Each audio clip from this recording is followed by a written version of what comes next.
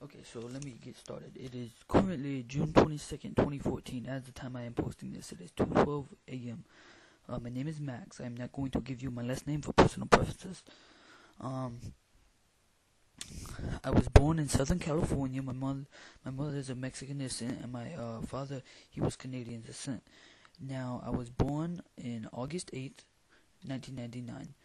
So currently, I would be 14 years old, but it's going to be really hard for me to explain this, but there's two of me on Earth. Now, I know this makes no sense to you. You probably think I'm a fucking retard or something.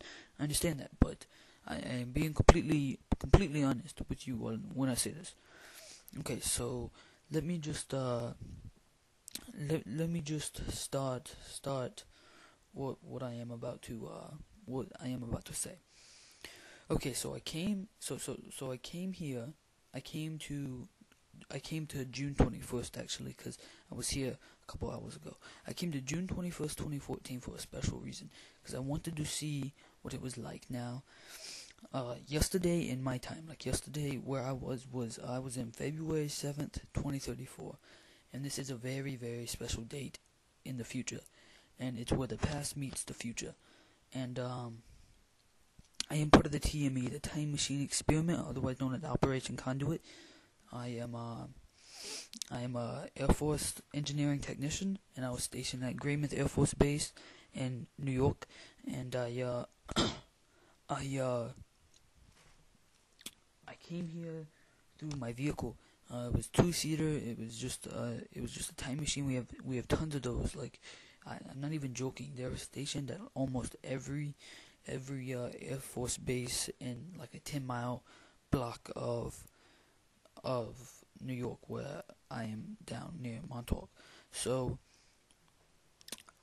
there is let me think, seven. I think there's 7 bases around that area. Now I know that it's a high number for this time, but it's not a very high number for back then, or for back now. In August 3rd, 1999, the day I was born,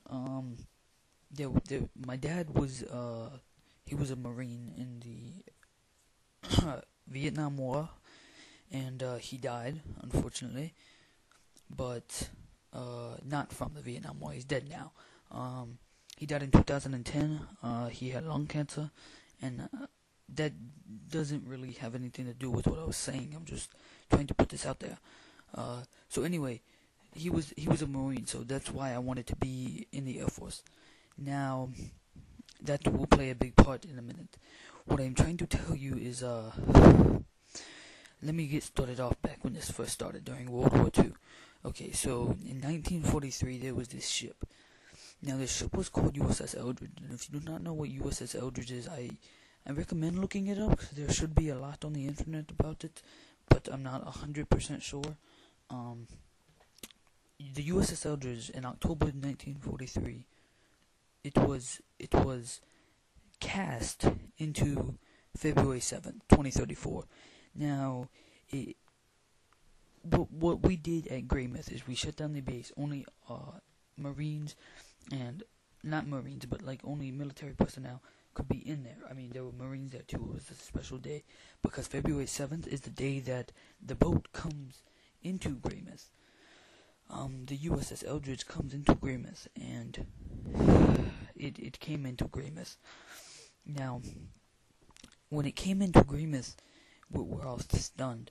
The first time it comes is at 7:44 a.m.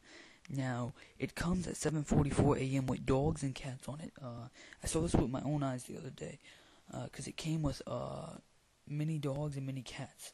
Now, the second the dogs and cats come, we can see it, because the boat was implanted into one of our buildings, but we don't understand exactly how this works, because at least I don't, because we set up a fence around it, because we knew it was going to happen.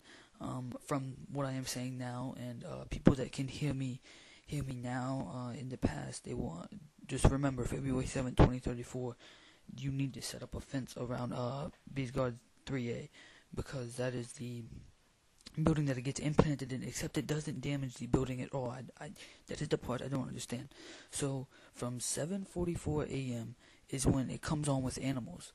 and there's dogs and cats, and I believe there was a donkey. I don't know, but many of the animals, we cannot go near the boat, but we stand above it.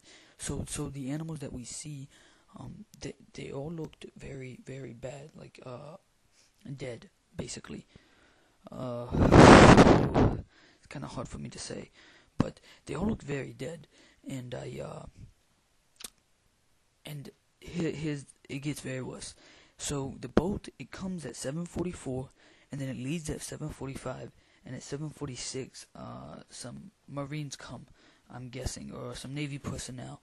I don't know much about USS Eldridge. All I know is that is the boat that comes to our Air Force Base. So the humans that were in the boat, I don't know if you guys know this, but the humans that were in the boat, they were mostly dead. Many of them were going to epiplectic shock, and it's very hard to witness this with your own two eyes. So I just wanted to tell you guys that, so you know that I am being completely honest here, and it's very hard to say. So I have come back to this time to witness something. I am here with my friend. I'm not going to mention his name, and with one of my captains. I'm not going to mention his name either, but they know I am doing this. I'm not doing this behind their backs or anything like this. I just wanted to put this out there because today is a monumental day in U.S. history. Just remember June 22nd, 2014. You guys, unless you're high ups in the government, do not know this yet, but today is the day of Mexico and U.S. war, and I know you probably don't understand what I mean by this because it's kind of like the Cold War. It is very, very secretive, but there is a U.S. Marine. His name is Sergeant Andrew Tamaruzzi. I believe that is how you pronounce it. I'm not 100% sure, but he is stuck in a Mexican jail. Now, that he has done very bad things, and you guys will not know about this until probably somewhere in the next couple of years, because after the whole Operation Blacksmith gets uncovered, and that's what it's all about, you will understand what I am talking about. Right now, you probably think I'm fucking crazy. Come back to me in the year 2019. Come back to this video. You will see it. But you better hurry, because I don't know exactly what the internet, well, I do, but will be in 2024. Just wait for that. So like I was saying, this is just kind of a heads up that Mexico and U.S. will be into the new Cold War. That is what we're calling it. We're calling it the new Cold War as of right now. In all the history books you will read in the next 2 decades, they don't call it the new Cold War. They just call it U.S.-Mexico War. And let's just say, you may think who is going to win, but you don't know. The Mexico takes over most of the southern states that were in the Confederate, and it's over for southern states like Texas or California gets taken over. So does Washington, even though I know that's not a southern state, but they also get the whole West Coast.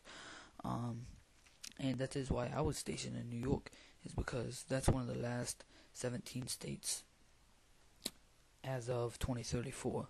We're reclaiming back some states now, but that's why we having this time machine technology by the TU, the Technology Underground, and that's why we're trying to go back in time and stop the Mexico War. So we need your help. You need to at least get this video to more people who can help. And I have to get off now because my 10 minutes are up for doing this. We have to go back. So hopefully I will be able to post another video. If I cannot,